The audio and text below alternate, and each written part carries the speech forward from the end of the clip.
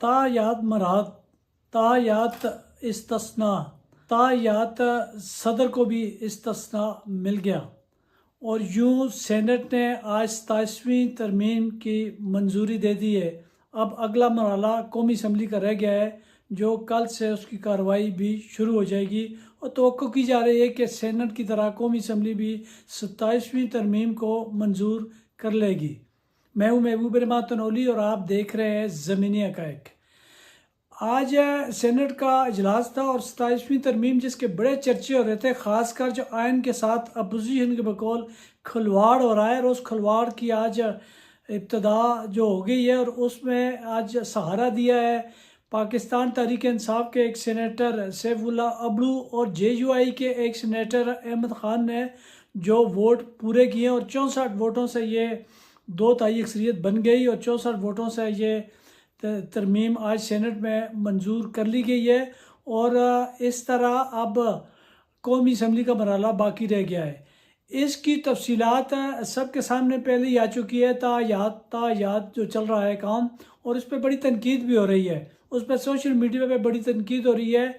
और उसके तनकीद के जवाब में ही वज़ीर-ए-आज़म ने तायात इस्तस्ना वापस ले लिया।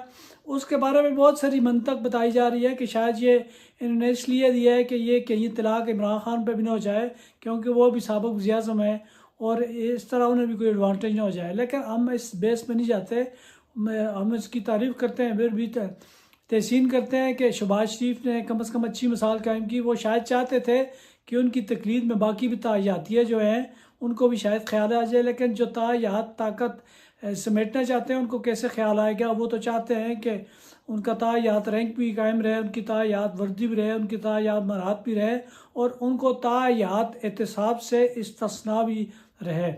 ये पता नहीं किस तरह की मजबूती है और इसे जंग का हीरो करार दे के इस तरह कहा जा रहा है। तो ये आने वाला वक्त बताएगा कि ये जंग के हीरो के तौर पे था या इक़्तिदार पे कब्ज़े के लिए, क्योंकि जो आगे सूरत हाल क्लियर होती जाएगी। कौमी असम्बली से कल अगर मंजूरी हो जाती है या परसों भी जब भी मंजूरी होती है, उसके बाद 27वीं तरमीम मंजूर हो जाएगी। एक तरफ ये मंजूरी का अमल जारी है और दूसरी तरफ पीपल्स पार्टी और नून लीग के सेनेटर्स, अरकान पार्लियामेंट, असम्बली, उनकी बेबसी भी दीदनी है। आज एक खाने के बाद जब उस पर इजलास में होनी थी रायशुमारी थी सेनेट की, तो सेनेटर जब खाना खा के बाहर निकले तो उनसे जब सवाल किया गया कि आज आप किसको वोट दे रहे हैं, तो जवाब में एक सेनेटर ने कहा कि हम अभी खाना खा के आए हैं, बहुत अच्छा खाना था। उन्होंने कहा खाना तो बहुत अच्छा था, लेकिन आप वोट किसको दे रहे हैं, क्या ख्याल है आप? तो उन्होंने कहा जी हमें कोई पता नहीं, हमें बुलाया गया है, बच्चों की तरह हाजिरी लगाएंगे और उसके बाद जिस तरह कहेंगे हम कर देंगे। और फिर उसी तरह हुआ। आज मुस्लिम लीग नून के सेनेटर अरफान सिद्दीकी शदीद अलील थे, वो हाजिर नहीं हुए। एक और सेनेटर भी गुमती हाजिर नहीं था, और 64 की जो गिनती थी उनकी पूरी नहीं हो रही थी, और वो जो अपोजिशन 2 सेनेटर लेके पूरी कर दी गई। और उसकी सज़ा के तौर पे आज उनको दोनों सेनेटर्स को अपने जो सेनेटरशिप से महरूम होना पड़ा। और जो सेनेटर थे PTI के सैफुल्लाह अबड़ू, उन्होंने तो बाद में अपनी बात पे कायम भी रहे। उन्होंने कहा फील्ड मार्शल को मैंने वोट दिया है। तो वोट जिस तरह भी दिया है सबको पता होता है कि ये हमारे यहाँ किस तरह वोट की मोहब्बत तो कोई जागती नहीं है, रातों रात दिया है बहरहाल उन्होंने। और उसके बाद वो जो सैफुल्लाह अबड़ू थे उन्होंने इस्तीफ़ा दे दिया सेनेटरशिप से, और जबकि JUI के अहमद ख़ान जो थे उन्होंने वोट दिया था इस तरमीम को, और उसके बाद उनसे उन्होंने इस्तीफ़ा ले लिया है और वो भी उनकी भी सेनेटरशिप ख़त्म हो जाएगी। अब 2 कुर्बानियाँ दी उन्होंने, वोट तो पूरे हो गए, लेकिन उसके लिए 2 सेनेटर्स को हाथ धोना पड़े। मुमकिन नहीं है कि इससे अच्छा उन्हें सिला ना मिले। ज़ाहिर उन्हें वोट दिए तो इससे अच्छा सिला मिलेगा, ज़ाहिर है उनके लिए कोई रखा गया होगा, गैप रखा गया होगा, उन्हें कहीं खपा देंगे। आगे कौमी असम्बली में भी इसी तरह होगा। कौमी असम्बली में भी ऑलरेडी उन्हें पहले ही 2/3 अक्सरियत हासिल है हुक्मरान जमातों को, और हुक्मरान जमातों को जो खुसूसी नशस्तें PTI की लेके दी गई थी, उसके बाद ये अक्सरियत हासिल हुई थी। और उस अक्सरियत का जब मुजाहरा किया जाएगा और ये तरमीम पास हो जाएगी, और उसके बाद जो आना है आइन पे, जो हरफ आना है आइन पे, जो मसाइल पैदा होने हैं वो तो सारी दुनिया देख भी रही है और आइंदा भी देखेगी। उससे पहले जो 26वीं तरमीम ने अदलिया में जो भूचाल पैदा किया था, उसके बाद अभी उसके आफ्टर शॉक से अदलिया बाहर नहीं आई थी कि अब उसके बाद ये 27वीं तरमीम करके सुप्रीम कोर्ट से आइनी कोर्ट को ऊपर कर दिया गया है। अब इस तरमीम के तहत जो सुप्रीम कोर्ट का फैसला होगा उसे आइनी कोर्ट में चैलेंज किया जा सकेगा, लेकिन जो आइनी कोर्ट फैसला करेगी और सुप्रीम कोर्ट में उसकी अपील उसके खिलाफ दायर नहीं हो सकेगी। तो जो कहा गया था कि ANP ने ML वली खान कह रहे थे कि हमने अपनी बात मनवा ली है। आपने क्या बात मनवाई है? वो मीडिया से गुफ्तगू में कह रहे थे कि हमें अपोजिशन वालों ने पूछा ही नहीं है, इसलिए हम हुकूमत में चले गए। तो इसका मतलब है अगर आपके यहाँ असूल कोई नहीं है जो पहले पूछ लेगा, आपने उसकी तरफ चले जाना है। तो अब उसके खैबर पख्तूनख्वा वाली शिक तो उन्होंने पेंडिंग में डाल दी, वो तो अभी ज़ेर गौर नहीं आ रही, लेकिन फिर इसके बावजूद भी वो पुरानी तनख्वाह पे गुजारा करेंगे इंशाल्लाह। इसी तरह बाकी जो रखे गए थे, NFC अवार्ड का कहा गया था और सूबों की जो कुछ वजारतों की बात हुई थी, तो ये तो पहले ही इससे भी दस्तबरदार हो गए कि BNFC अवार्ड को नहीं छेड़ा जाएगा, उसी तरह रहेंगे। और बाद वजारतों के बारे में भी इसी तरह बहुत मामला पेंडिंग रखे गए हैं। ये तो रखा ही इसलिए गया था कि अगर सियासी जमातें, जो हुक्मरान सियासी जमातें हैं, ज़ोर लगाएंगी, अपने मौक़िफ़ पे ज़्यादा ज़ोर देंगी, तो फिर इनको हटा देंगे। तो ना भी दे ज़ोर, तो कम से कम अवाम की आंखों में धूल झोंकने के लिए ये जो कमेटी बैठी थी, कायमा कमेटी, जो सेनेट और कौमी असम्बली की, जिसने ये पहले अप्रूवल दी, उसके बाद सेनेट में है, अब कौमी असम्बली में जाएगा, तो ये बताने के लिए किया था कि हमने उसको जो इतराज़ात थे हुक्मरान जमातों के, वो दूर कर दिए है, सेटल कर दिया है। तो असल मसला तो 243 का था, जो फील्ड मार्शल के ओहदे और बाकी सर्विसेज चीज़ के ओहदे को तकवीत बख्शनी थी, वो बख्श दी गई है। इसी तरह चीफ ऑफ स्टाफ कमेटी का अहदा भी अब 27 नवंबर से ख़त्म कर दिया गया है। अब एक नया सिस्टम बनेगा और वो कैसे चलेगा वक्त आने पे बताएगा, क्योंकि जिस तरह में अक्सर हम बातों कहते हैं कि इंसान और तरबूज में कोई फ़र्क नहीं होता, जब तक वो कट ना जाए पता नहीं चलता लाल है या नहीं। तो अब इसी तरह का अब क्या सराहियाँ ही हैं कि फील्ड मार्शल को जब ये ताकत मिल जाएगी, उसके बाद वो कैसा चलेंगे, आगे क्या होगा, वक्त बताएगा। लेकिन एक बात है जिस पे जो उम्मीद की एक किरण है नून लीग के लिए, वो शहबाज शरीफ है। शहबाज शरीफ से अच्छा बंदा शायद उन्हें आगे ना मिल सके किसी भी सूरत में। अगर वो नून लीग के ख़िलाफ़ कोई इंतकामी कार्रवाई करने का कोई सोचे भी, लेकिन शहबाज शरीफ जब तक वज़ीर-ए-आज़म उनकी ज़रूरत है, ये सिलसिला रुका रहेगा, कोई नून लीग को ख़तरा नहीं है।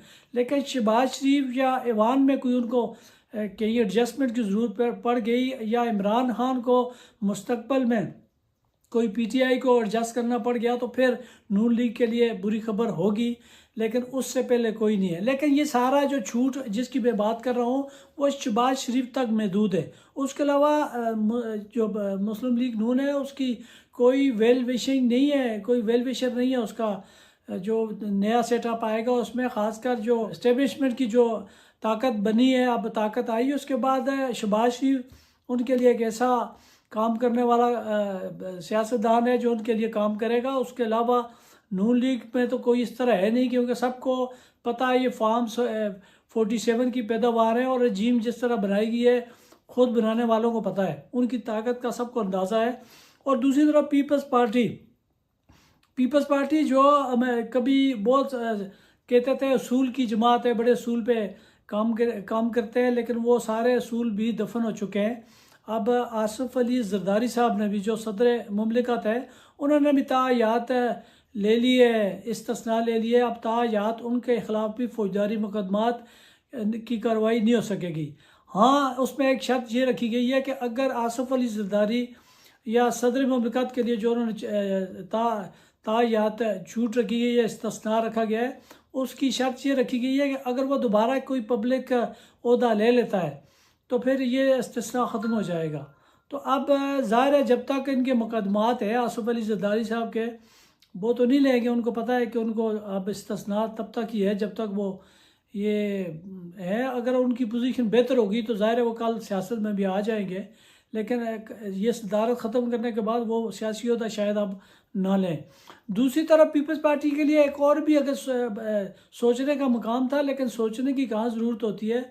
सबको पहले तयशुदा होता है कि आज़ाद कश्मीर में ईवान सदर में जब उन्होंने पीटीआई का फॉरवर्ड ब्लॉक से भी लोग ले लिए, पीपल्स पार्टी के भी, बाकी भी इकट्ठे करके 28 अरकान असम्बली जो आज़ाद कश्मीर के उनकी उन्होंने अक्सरियत शो की।